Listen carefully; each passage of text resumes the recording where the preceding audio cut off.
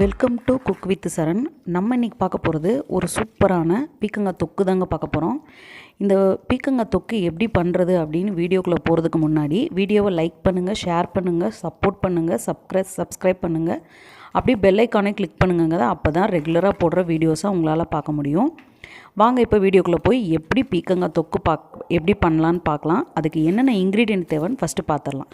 அதுக்கு நான் ஃபஸ்ட்டு பீக்கங்காய் தொக்குக்கு ஒரு கைப்பிடி அளவுக்கு வெள்ளைப்பூடு, ஒரு கைப்பிடி அளவுக்கு சின்ன வெங்காயம், கருவேப்பிலை, தக்காளி எடுத்து வச்சுருக்கேன். நீங்கள் அதே மாதிரி பீக்கங்காவை தோலை சீக்கிட்டு குட்டி குட்டியாக கட் பண்ணி எடுத்து வச்சுருக்கேன். கொஞ்சமாக எலுமிச்சம்பழம் அளவு சைஸில் புளி எடுத்து ஊற வச்சுருக்கேன். இவ்வளோ தாங்க இதுக்கு வேணுங்கிற இன்க்ரீடியண்ட்டு. நீங்கள் சின்ன வெங்காயம் இல்லைன்னா பெரிய வெங்காயம் கூட சேர்த்துக்கலாம், அது ஆப்ஷனல் தான். இப்போ ஒரு மண்சட்டி எடுத்துக்கிறேன். மண்சட்டியில் வைங்க, நல்லா ருசியாக இருக்குங்க. நான் கொஞ்சமாக நல்லெண்ணெய் சேர்த்துக்கிட்டேன். நல்லெண்ணெய் சேர்த்துக்கோங்க, ரொம்ப ருசியாக இருக்கும். இப்போ நல்லெண்ணெய் நல்லா சூடாகட்டும். சூடானதுக்கப்புறம் ஒரு ஸ்பூன் அளவுக்கு கடுகு போட்டுக்கலாம். கடுகு நல்லா பொரிஞ்சதுக்கப்புறம் ஒரு ஸ்பூன் அளவுக்கு சீரகம் சேர்த்துக்கலாம். சீரகம் சேர்த்துக்கிறது வயிற்றுக்கு நல்லதுங்க. அதுக்காக சீரகம் சேர்த்திங்கன்னா ஃப்ளேவர் நல்லாயிருக்கும். அதுக்காக அது லைட்டாக பொரிஞ்ச உடனே கருவேப்பிலை சேர்த்துக்கலாம். இப்போ கருவேப்பிலையும் நல்லா பொரிஞ்சிருச்சு. நம்ம உரிச்சு வச்சுருக்க வெள்ளைப்பூடு ஒரு கையும் போட்டு வெங்காயத்தையும் அது கூடயே சேர்த்துக்கலாம்.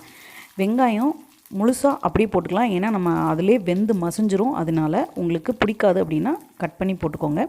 இப்போ நான் அப்படியே முழுசாக ஒரு கை வெங்காயம் சேர்த்துருக்கேன். நல்லா கிளறி விட்டுக்கோங்க. அந்த எண்ணெயில் நல்லா கலரணும், லேசாக செவக்கட்டும். கொஞ்சமாக மஞ்சத்தூள் சேர்த்துக்கலாம். இந்த வெங்காயம் அரைப்பதம் வதங்கினதுக்கப்புறம் மஞ்சத்தூள் சேர்த்துக்கோங்க. சேர்த்து நல்லா கிளறி விட்டுக்கோங்க. இந்த அளவுக்கு வெந்ததுக்கப்புறம் தக்காளி சேர்த்துக்கலாம். நான் ஒரு 2 பெரிய சைஸ் தக்காளி கட் பண்ணி எடுத்து வச்சுருக்கேன். நீங்கள் உங்களுக்கு புளிப்பு எந்த அளவுக்கு வேணுமோ அந்த அளவுக்கு சேர்த்துக்கோங்க, ஏன்னா நம்ம புளி வேறு சேர்க்குறோம். அதனால் இப்போ இந்த தக்காளி நல்லா கடைஞ்சி வரணுங்க, அதாவது நல்லா மசிஞ்சிருக்கணும். முழுசாக இருந்தால் காயோடு சேராது. அதனால் இப்போ கொஞ்சமாக உப்பு சேர்த்து நல்லா கிளறி விட்டு வேக விட்டுருங்க. ஒரு 2-3 நிமிஷம் வேக விட்டிங்கன்னா இங்கே பாருங்கள், தக்காளி நல்லா மசிஞ்சு போயிடும்.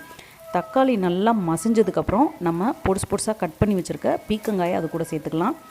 பீக்கங்காவை ஆல்ரெடி கட் பண்ணிவிட்டு கழுவி நல்லா தண்ணியை வடித்து எடுத்து வச்சுருக்கேன்.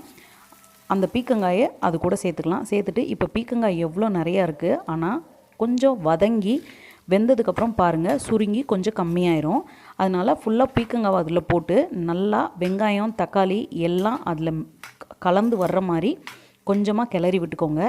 இப்போ இது வேகிறதுக்காக கொஞ்சமாக தண்ணி சேர்த்துக்கோங்க. நான் ஒரு 1/2 டம்ளருக்கும் கம்மியான தண்ணி, 1/2 டம்ளர் அளவுக்கு தான் இருக்கும். அந்த தண்ணியை நான் அது கூட சேர்த்துக்கிட்டேன். அவ்வளோதாங்க, கொஞ்சமாக தண்ணி சேர்த்துக்கோங்க. சேர்த்துக்கிட்டு கிளறி விட்டுருங்க. கிளறி விட்டுட்டு கொஞ்சமாக ஒரு மூடி போட்டு ஒரு 15 நிமிஷம் வேக விடுங்க. காய் நல்லா வெந்து போயிடும்.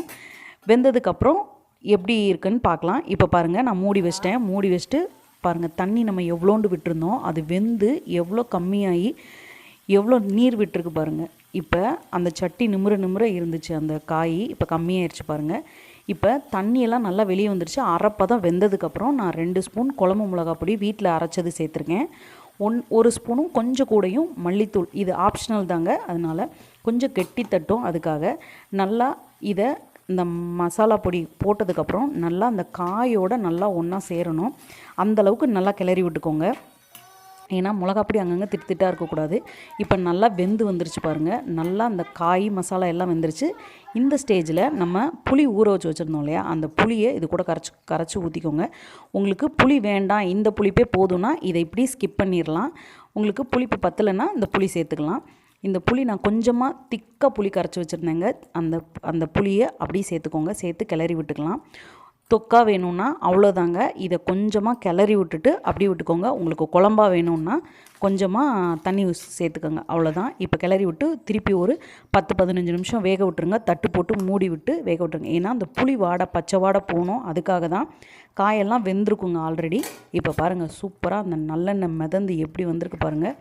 அவ்வளோதாங்க, நம்ம பீக்கங்காய் தொக்கு சூப்பராக ரெடி ஆயிடுச்சு.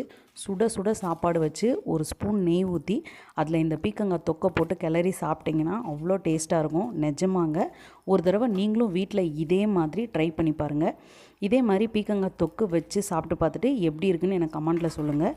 இதே மாதிரி உங்களுக்கு வேறு ஒரு வீடியோவில் வேறு ஒரு விஷயம் இதே மாதிரி நான் சொல்கிறேன். வீடியோ பிடிச்சிருந்தால் லைக் பண்ணுங்கள்.